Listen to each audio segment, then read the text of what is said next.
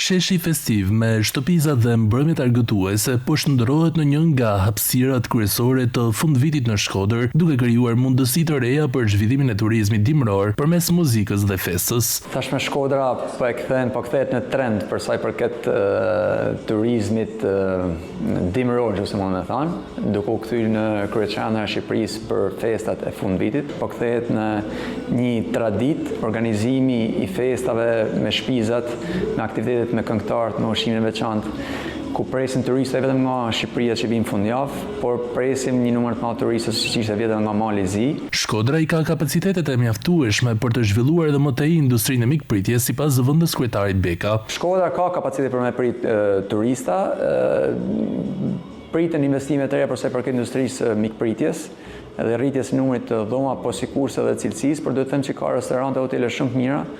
Dhe kemi rujt në veçantimet qytetarë, Shkodra ka rujt shumë mirë atë balancimin ofertë-kërkesë dhe raportin e çmimeve të cilësi. Kështu që është shumë e rëndësishme që duhet ta përmendim këtë që Shkodra më pret të gjithë turistët e Shqipërisë me çmime shumë përballueshme, me shumë traditë, me kulturë, muzikë edhe dashamirësinë që vetë Shkodra ka. Shkodra i ndezi zyrtarisht dritat festive më 6 dhjetor, teksa aktivitetet dhe koncertet po i shtojnë qytetit atmosferë dhe gjallëri.